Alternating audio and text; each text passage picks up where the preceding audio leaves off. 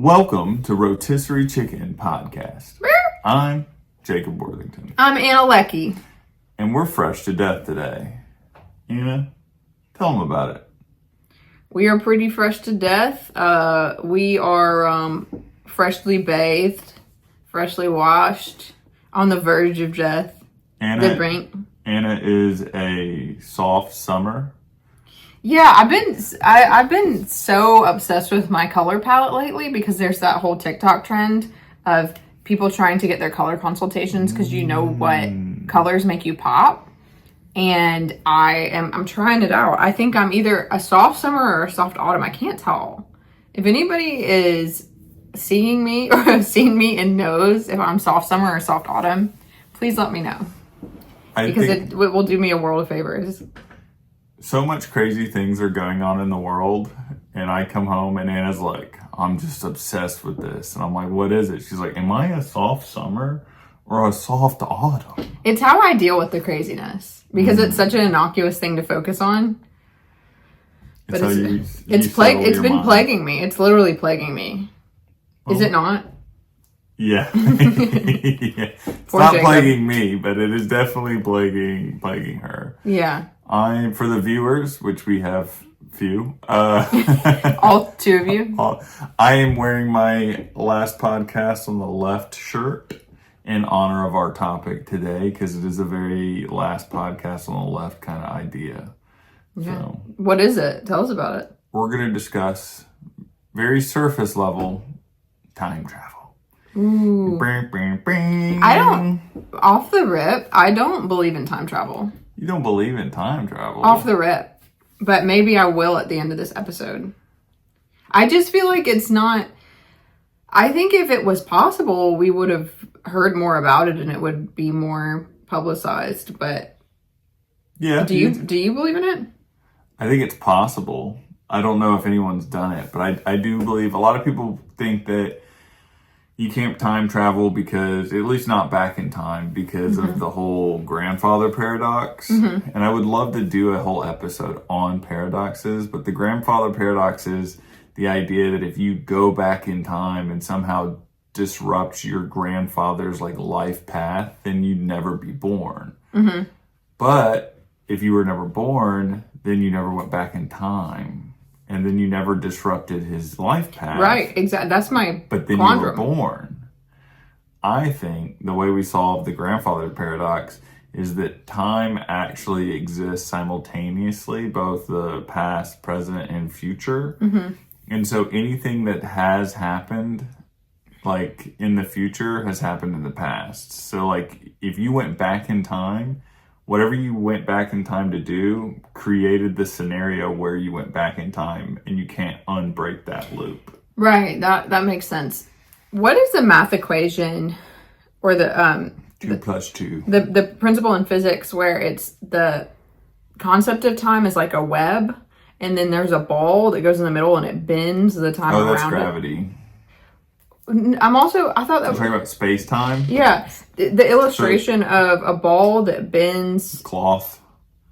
Do you know what I'm talking about? Yeah. So that the idea of what we exist in is not just space, but also a substance referred to as space-time, and it's often illustrated by putting a sheet and then putting a ball on the sheet. Yeah, that's what I'm talking about. Curve space-time. Yeah. So I guess the whole point of that, and I don't know the fundamentals of it to be able to explain it. I have a theater degree and a business degree, okay? I guess in theory, the way I understand it is that time is not a linear thing in that example, that it can bend to some degree, but the level of which it can bend. Well, in that idea, space-time is more of a substance we exist in, and you can actually, the idea of wormholes is you take that space-time fabric and you bend it, and you make 2 different points touch each other, and you can kind of go through, if you created a pinpoint between those 2 folds, you'd be able to travel at least within space. There's also this idea that at the poles of high gravitational forces, it's twisting up. Like if you had something spinning in that cloth and then you twisted the little nips of the north and south poles of space-time, Kinky. that twist, that things can actually jump in and out of those different folds. So what you're telling me, in order to access the space-time continuum portal, is I got to twist the nips. You gotta twist the nips. Of the north and south. Yeah, you gotta twist my nips. So maybe that's what we learned today. That's it. Thank you for tuning in to the Rotisserie What's the south Chicken nip? Podcast. I know what the north nip is, but what's the south? You know what the south nip is. So let's dive in. Let's dive in. And we're going to dive into, okay, so you're saying, I don't know if I believe if time travel is possible. We're going to jump into three quick examples of people or historical events that suggest that there may be a time machine. Okay. So the first one this is an article that came out in 2013, and this isn't necessarily a time machine, but like a time predictor, but it was sold as a time machine. But an Iranian scientist says he invented a time machine that can predict the future. Ooh. A serial inventor, Ali Razigi, you know us on this podcast, we're really good at pronouncing names that aren't English. Get a D- for that. Okay. An Iranian scientist claimed that he invented a time machine that could predict the future of an individual with 98% accuracy. He held at a 27-year-old inventor who holds a patent for 179 patents, who was the managing director at Iran's Center for Strategic Invention, had reportedly invented this machine that you would type in who you were, and it would generate the next 5 to 8 years of your life. So, okay, no, keep going. But this is confusing. Keep going. Now, so is it like generate? Yeah, so he says, my invention easily fits in the size of a personal computer case and can predict details of the next 5 to 8 years of the life of its user. It will not take you to the future. It will bring the future to you, is what he said. But you won't know if it worked until you just live out the next 5 to 8 years? Yeah, and I guess that 2% inaccuracy is probably you changing decisions that kind of disrupt. Is it going to tell you what's going to happen over the next 5 to 8 years? Yeah, but only for you specifically. And then but do you think it's kind of a self-fulfilling prophecy? I don't know, 98% accuracy is a pretty hard self-fulfilling prophecy. Well, I'm wondering, so if I did it and they were like, Anna, you're going to become super rich and super famous, and, you know, somehow you're going to grow like 6 inches in height, and you're going to like become a world supermodel. Do you think there's a way that I would just make that happen? Like that it's just like it's the sails that you, or the wind you need underneath your sails to do what you want to do? Because you're like, well, if it's gonna happen, then I'm just gonna do it. Maybe not grow 6 inches, but definitely be a supermodel. There's surgeries now. There's surgeries for everything. I can get my shins extended. Well, in the past, Iranian authorities have shown technological prowesses that had eventually been discovered to be faked, including pictures of a new jet that was not real. So in the past, they also falsely claimed that they had shot monkeys into space, and after pictures appeared to show markedly different animals. Like what? I guess not the same animal. I doubt they were like, we shot monkeys into space, and then it was like a picture of a dog. Well, this is my immediate thought on time travel, is if somebody who wasn't American actually did create a successful time machine, I feel like America would swoop in on that. Well, we are trying to attack Iran right now, so maybe. Are we? That's kind of news to me. Yeah, well, you've been really obsessed with whether you're an soft autumn or a soft summer. Concerning. But the Iranian government did make a statement. They said the Iranian government did make a statement saying making scientific claims is free for all, but registration of these claims as inventions should undergo certain legal stages based on scientific proofs and evidence. Iran's Deputy Minister of Science, Research and Technology, Mohammad Mehendinejad Nouri, Said today, according to Iran's semi-official Fars news agency, such a claim has not been registered in Iran's state organizations for registrations of strategic inventions. So the government immediately was like, no, we don't have like a future predicting machine. So. Well, yeah, no shit, Sherlock. Well, I mean, the guy said yay. I could have predicted the future on that one. All right. Well, the next one is the Philadelphia Experiment and Montauk Project. The Philadelphia Experiment is a name given to a naval military experiment that was operated around October 28, 1943, where allegedly a U.S. Navy destroyer escorted USS Eldridge was to be rendered invisible by a cloaking device to enemies. The experiment also referred to Project Rainbow. Some allege that the warship traveled back in time 10 seconds. But, of course, the U.S. government denies having the ability to do that. Some people who were on the ship said that the ship traveled back in time 6 seconds. It also notes that some embellishments of the stories have kind of exaggerated further times back in time. Well, it's 6 seconds back in time. 10 seconds. That's nothing. But that would be crazy, though. That's a whole fart's worth. Imagine if you just went 10 seconds back in time and I just was talking like I had been talking. You would think something was... That'd be crazy. Imagine if you could do it consistently. You mean, so if there's anything really... I guess 10 seconds, it depends on the scenario you're in. That if you're getting shot, 10 seconds is a long time. Or playing poker. You know, if you could go back in time blackjack right before a card is revealed and then change your bet. Right.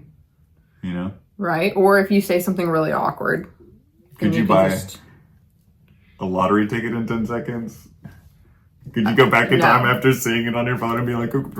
No, I mean, because it's usually a lot longer. It is. That's true. Jeez. Maybe if you get a job at the gas station, you could put it in really quick. I don't know. I don't think that's how it works. All right, maybe you're right. I don't know. So, where could the Americans have gotten a time machine? Russia. Close.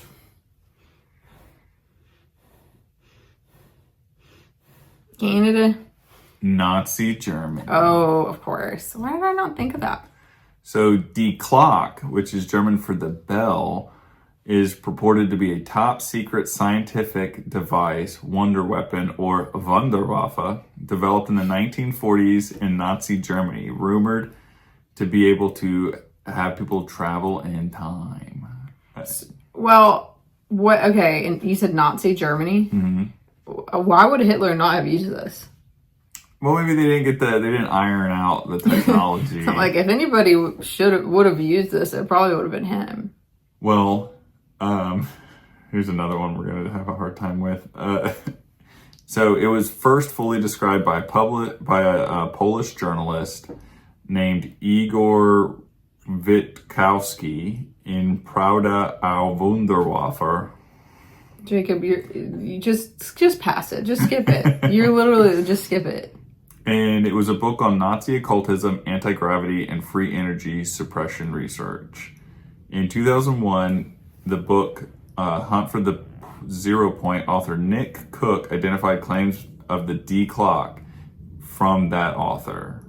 So it was described as, Cook described Witkowski's claims of a device called the Bell, engineered by Nazi scientists, that was a glowing, rotating contraption rumored to have some kind of anti-gravitational effect, be a time machine, or be an SS anti-gravity program from a flying saucer.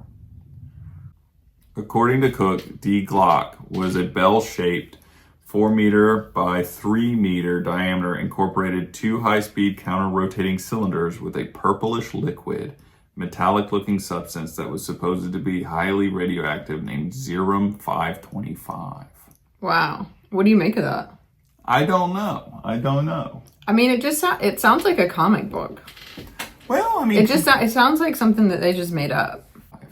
Sounds very womb-like. Do you want to be the purplish liquid in the Nazi Bell? Men just walk by. I don't know why I want to go into that, but I you. do.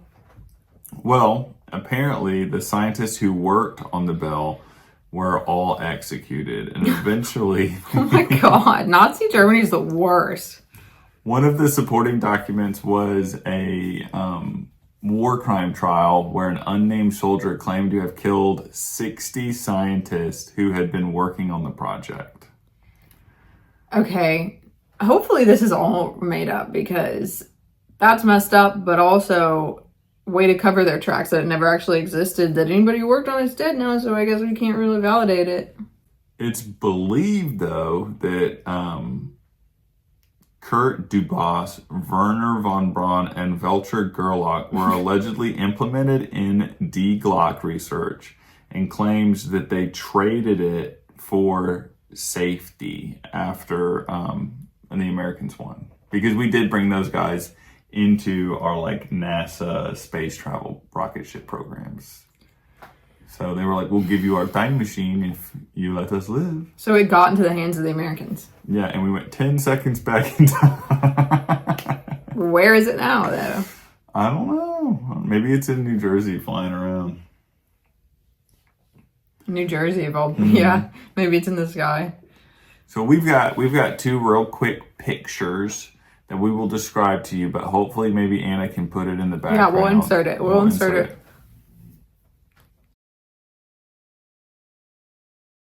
One is a painting by Ferdinand George Waldemilers de Urwarti. Sure, baby, just skip it. Just skip it. So it's a painting called The Expected in 1860, where a woman is walking and it appears she's holding a mobile phone. It does look like a woman. Like it looks like a Gen Z just head down walking down the road with a small like iPhone in her hand. And it's an oil painting. Looks like that was made by a Gemini, the AI image generator. So when was that painting made? I think 1860. That does look quite like an iPhone. It does look like an iPhone. The next one is referred to as the time-traveling hipster. And it was when the reopening of the South Fork Bridge in Goldbridge, British Columbia in 1941, there's a photograph of people gathering and looking at the spectacle. And one of the gentlemen in the photo looks oddly out of place. Everybody else is wearing tuxedos, or not tuxedos, but like suits. They look very 1940s. And then this guy does. He's in like a Gen Z. He looks like more of like a millennial in like a American Eagle hoodie and then like a printed shirt and these like weird hipster glasses. And his hair is cut more modern and unkept. Yeah. See how even look at this lady is like looking at him, not the. He does look weirdly more like modern. Yeah. Yeah, and he's holding like a smaller camera than would generally be like at the time. That is strange. Imagine you're like a time traveler and you're like, I'm going back to 1940s. It's like, well, what do you want to see? It's like, I want to see the reopening of the Golden Bridge in British Columbia. He has the kind of autism that's very specific to like the interest of like a very specific train or like bridge. He has a very specific type of autism. I want to say they're the magicians on Earth. So if anybody could figure out how to time travel to go see a bridge, it's going to be an autist. If someone invented or not if someone invented autism. You mean the vaccines? If somebody invented time travel, they're probably going to have autism. Yeah, they are. Yes, they are. But I digress. We love autists around here. We love autists. Let's jump into our first time traveler. So he's referred to as Madman. Anya Lecky. He's referred to as Madman Mike Markhams. You nailed that one. Yeah, because he's just like a regular American dude. So apparently, in October of 1990, I think 95, he called into Coast to Coast with Art Bell. Do you know that show? Nope.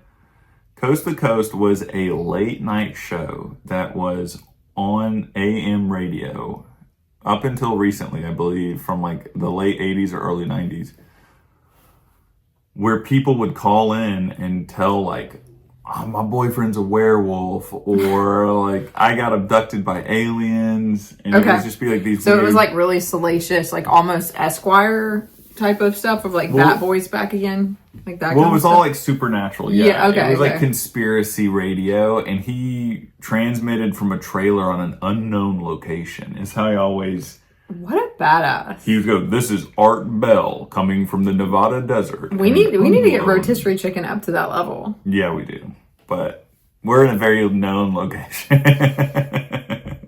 Not exactly though. So he claimed. Let me find the part where he said. He claimed to have been working on a Jacob's ladder, which is an exercise equipment that he shot a series of lasers that he had taken out of like a CD laser disc printer to create a portal. Okay. Where he could, he said that he did over 200 experiments putting both objects and animals through the said portal. Wow. I know. What happened to him? Did they come back? I don't know. I know that he said, where's the part that he said that, yeah, so objects disappeared and then reappeared again, Markham explained. If I remember correctly, I tossed about 200 objects and animals in total. I'm wondering... Where'd they reappear? I think back at the same spot. He did say, however, he jumped into the time machine and claimed he woke up 800 miles away 2 years and 2 months later, according to him. He said that the electromagnetic field, though, takes a toll, leading to amnesia. Okay, the amnesia is convenient. Isn't it? I mean, I guess it's convenient. I don't know. There's just a lot of convenience in these stories of not having to really explain yourself because you're either dead or you have amnesia. Oh, it says he dedicated 18 months to significant tests involving live subjects, hamsters, and guinea pigs. Those are the first time travelers, or hamsters and guinea pigs. Okay. So in the story, he claimed that he had stolen transistors from a power plant to generate more energy so that it would be a stronger time machine. The fun fact about that is that he was, in fact, arrested by Stanbury Police Department for stealing transistor radios from the St. Joseph Light and Power Generating Station in King City. That would be the time that a portal would really come in handy, is when the police were at your door. You just... That's just what I would use that for. Go back in time and not get caught? Yeah, or just escape the captivity. Well, he claimed that he moved to Overland Park, KS, Kansas, for non-American listeners, which I don't think we have many, where he continued his goal to make a time machine, but a legal way this time. So he was like, I'm going to do it the right way. Where's the fun in that? He described going through the portal was like being hit with a flashbang, which is like the light sound grenades. That's how I would imagine it. Have you ever seen the movie The Fly? Yes. Where he goes into... Isn't it a time machine? No, it's a teleportation device. But then a fly flies in there and somehow their cells merge. If anybody hasn't seen that movie from the 80s, it has Jeff Goldblum in it. Wow, spoilers. I'm not spoiling it. I'm just saying it's from the 80s, has Jeff Goldblum in it. It's a really interesting movie. Spoiler, it's gross. It's Jeff gross. Goldblum's in it. You should watch it. Well, no one has been able to find him since. Bye, buddy. So maybe he got stuck or something. How do you come back? Is there a Jacob's ladder on the other side? Is there a timer on it? There can't be. Because nobody in that timeline put one there. If you don't know what a Maybe Jacob's ladder is, it's basically just a ladder that keeps going that you climb to work out. But it's also a series of piercings up the shaft. Yeah, it is. It is that. Yeah, up the shaft. Imagine if you I accidentally turned my treadmill into a time machine. That's how fast Anna tells me she runs. She says I'm the fastest woman who ever lived. All right, our next time traveler. This is a quickie, but a goodie. Okay. So, oh man, I didn't put this guy's first name in. That's probably for the best, Jacob. Oh, so we're just gonna, his last name's Carlson. Carlson is a time traveler who claims to be from 2256. So he appeared out of nowhere in the early 2000s and with $800 invested in the stock market and turned it into like $350 million Wow. within a few months. That's amazing. It eventually raised some eyebrows. Of course. Where they're like, dude, this dude just flipped $800 into $300 Bro, million. where'd you get $350 million? Well, he was brought in by the authorities for, speculation of like insider trading or something like that. Yeah. Once he was brought in, he was like, no, I'm just a time traveler. Is that illegal? That's insider trading though, right? It is illegal to lie to the police during questioning. It is because it's called, I think it's like impeding an investigation. I mean, but that's if he's not a time traveler. That's what I'm saying is it's only illegal, I think, if he's lying. But I'm saying But time travel, there's no laws against it. There's really not. There's no laws made, from my knowledge, about time travel. My point is that insider trading? Well, so I guess my question is, he said that so would the equivalent of this be if I traveled back 20 years ago and bought like 300 Bitcoin? Yeah, but or 500 Bitcoin. My point, and then traveled back and then would then have what, millions of dollars. Yeah. But what I'm saying is insider trading is you have information no one else has and you're trading on it. That's against the rules. So if you come back in time, no one has that information. Well, I think technically you could call that insider trading because you're acting unrighteously on gaining an unfair advantage with knowledge that nobody else has. Actually, I don't know. I don't know if they could bring a case of insider trading on this because it's just kind of unprecedented. But I would say that they probably would try to make this prosecutable if it actually happened, because if he really was a time traveler, they would definitely have to be like, that's against the rules. Also, if there's one thing I know about the Wall Street Stock Exchange, is it's built on the core principle of righteousness. That's what everybody is striving for there. I mean, you think Nancy Pelosi's a time traveler? Because she looks like she's about 300. And she has, how many millions of dollars due to insider trading? I will say that once captured, he offered the cure of AIDS and the location of Osama bin Laden so not to be arrested. What, for real? Yeah, that's what he said. Was he right? Well, he disappeared before he could be seen at his court hearings. So nobody's found him? No one knew where he came from. No one knew where he went. He just showed up with $800. But he never said where Osama bin Laden was? Because we know exactly where he was. I think they turned him. Yeah, well, Anna was obsessed. We watched that whole documentary. She powerhoused. That was through a great documentary. If anybody wants to feel patriotic, watch the Finding Osama bin Laden American Manhunt documentary on Netflix. Yeah. What was that? It's an eagle. Oh, okay. But yeah, I begot chicken. it. I was wondering. I was like, that's a weird one. But then what did he say the cure for AIDS was? He didn't. He left before he got out. I know. Well, we got to move fast. What happened to the 350, man? He took it, baby. Back to 2056. Took $350 million. It was like $50. No, if you took $350 million back to 100 years ago, you would be the richest person in the world, probably. You're not listening. He's from the future.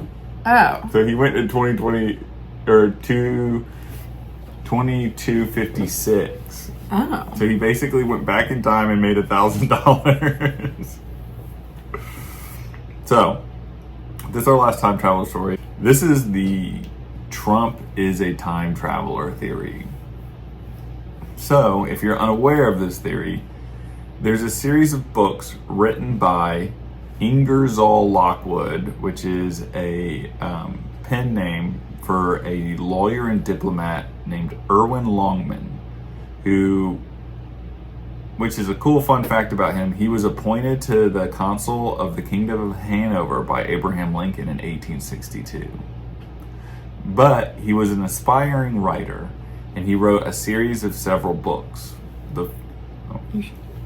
The first of which was a book called The Travels and Adventures of Little Baron Trump and His Wonderful Dog Bulger in 1890. Bulger. Listen, nobody's hair is going to stick up like that unless it's been through a couple of portals. All right? Yeah. Well, it follows an aristocrat named Baron Trump who lives in Castle Trump. He goes on magical adventures, and in the second book, Baron Trump's Marvelous Underground Journey, which was written in 1893, he's guided by a mentor named Don. And on this quest he embarked, he found fantastical portals all over the world, one of which taking him to Russia. So it's a book written in 1893 where the main character, Baron Trump, has a mentor, dang it, has a mentor named Don who takes him through a magical portal to Russia. That is interesting. That's really weird. On one set adventures, Baron Trump is shipwrecked in a fictional place called Google Land. Google Land is a vast and wonderful land of information. That's weird. That is weird. What's the name of this book? It's called, there's two books. There's The Travels and Adventures of Little Baron Trump and His Wonderful Dog Bulger. And the second book is the Baron Trump's Marvelous Underground Journey. Okay, so is this manifesting that Baron Trump might even be more important than Donald Trump? Eventually? Maybe. He's definitely taller. But what if Baron becomes like... I do think Barron is going to have a very promising political career in the future. I think Trump is putting... A lot of people are like, Don Jr. is going to run or something like that for president. But I just don't... I think Trump is putting all of his money on Barron being... Yeah, it won't be for 30 more years, though. Yeah, but that's 30 years that he could be molded by an institution built around him. Yeah. So the third book was titled The Last President, which describes a shocking and contentious election that leaves New York City in chaos. Protesters outraged by the election of a populist president storm Fifth Avenue, which, if you're unaware, is the location of Trump Tower. So that third book doesn't have Baron Trump in it, but it kind of paints this idea that this guy had like visions of the future or somehow either, I don't know. That is really strange. It has Simpson episode energy. How the Simpsons episodes... We should do an episode on all the things the Simpsons predicted. That would be an interesting episode. That would be. That's strange. I mean, it could be just sheer coincidence, but it's also just kind of like, I don't know. Well, let me read you a quote from the book. Okay. And it's talking about the riots and the chaos. It says, "Keep within your houses. Close your doors and barricade them. Mobs of vast size are organizing under the lead of anarchists and socialists and threaten to plunder and despoil the houses of the rich who have wronged and oppressed them for so many years. Keep within your doors. Extinguish all lights." It kind of has like, you remember when people were having these huge political like mass protests during Donald Trump's presidency, which a lot of people claim that he is going to be the last president. No. That would be so sad, honestly. That's a tough one to end on. Yeah, I mean, So the thing that makes the Donald Trump or Baron Trump as a time traveler a little bit spookier, other than the writings, is Trump's uncle was a professor at MIT He directed the High Voltage Research Lab and co-founded the High Voltage Engineering Corporation, which was a particle accelerator manufacturer. And when Nikola Tesla died, he was put in charge of going over all of Nikola Tesla's documents to seeing if there was anything of military advantage within his experiments or inventions. Mm-hmm. He was tasked by the U.S. Office of Alien Property Custodian to evaluate Tesla's research, which he ultimately claimed that there was no military value and didn't pose any threat. But he then went on to work within the field of cancer treatment, developing rotational radiation therapy and co-developing one of the first 1,000,000-volt X-ray generators. Wow. So the theory on the street is Donald Trump's uncle got information or an invention from Tesla's research, which enabled him to either build or reconstruct a time machine, then Donald Trump or his family eventually or has used to see into the future or come back from the future to like make decisions. So you think Donald Trump's from the future? I don't know if he's from the future. He might have traveled to the future, seen outcomes, and then made moves. I mean, he did move his head just slightly at the last second before he got shot. I mean, I really hope that's not true because he says some crazy shit. You'd think he'd be smarter if he was. They're eating the dogs. They're eating the cats. Maybe he's done it so many times that he realized that, like, being normal, he would lose, but being, like, a complete crazy person, he won. Yeah.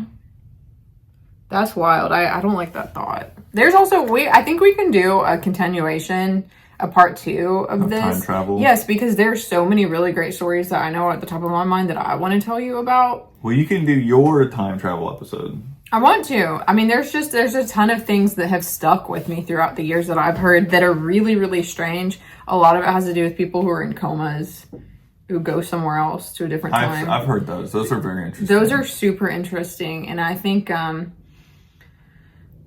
that hearing these stories, it's just, it does kind of make you wonder what time even is. What even is this that we're all floating in and accelerating by? It didn't make me wonder that until you brought it up. Kris Jenner, have you seen her recently? Yeah. She time traveled back. She just got some work done and she looks like she's about 30. Yeah. She got the Lindsay Lohan. For some reason when She you said amazing. Kris Jenner, I thought you meant you said Caitlyn Jenner time traveled. I was like, why? No. Because they lost their wiener. No, Kris Jenner. They're time traveling back, all these celebs. They look amazing. What if they're like, we have a time machine, but it reverses your genitals if you go through it? You're going to become a boy if you're a girl, or a girl if you're a boy. Would you? Goyle. You know what? No, I'd like to keep mine, thank you. All right. Well, this has been really fun. This is a really interesting episode. All right. I've had fun. I enjoy it. Thanks for tuning in to us, and come back next week. We got some more for you. Okay.